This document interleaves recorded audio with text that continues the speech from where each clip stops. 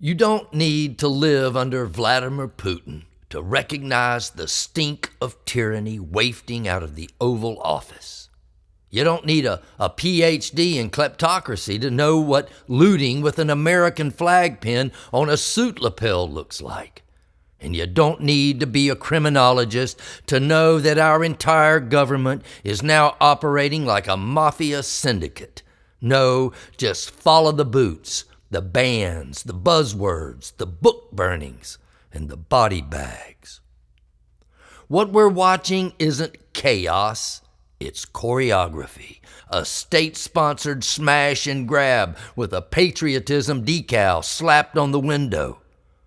This regime isn't some dumb accident. It's a reprint of the Russian repression playbook with the serial numbers filed off and a Bible quote taped to the cover. And the cruelty? That's not the malfunction, that's the feature. It doesn't just silence the victim, it stuns the audience. Every immigration raid, every courtroom farce, every fascist cosplay speech is meant to freeze you right where you are while they empty the vault. You think these goons care about America? They care about the spectacle. They care about the scam. Their leader stumbles with power like a raccoon loose in a pawn shop, clumsy, hungry, and shiny thing obsessed. And he dragged in every grifter, bully, and bootlicker he could find to fleece the country while it was still warm.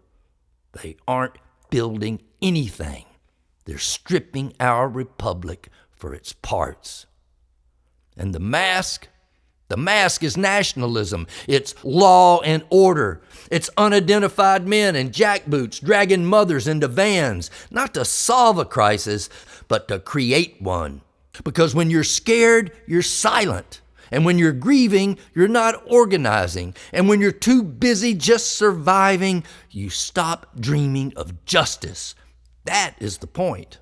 That's always been the point. This isn't about immigration, it's about domination. It's about them making sure you know your place in their America. They want you afraid, obedient, impotent, disillusioned, and alone. But history ultimately laughs at cowards like these. The shock will fade and fear will calcify. And that's when rage sharpens into action. These bastards want silence? Give them hell. They won't surrender? Give them solidarity. They want your despair? Give them defiance. Say what's wrong. Point to it. Name it. Stand in front of the bus. Don't let them launder oppression with euphemism. They're not enforcing the law. They're disappearing neighbors. They're not protecting borders. They're carving up the soul of our democracy and selling the scraps to the highest bidder.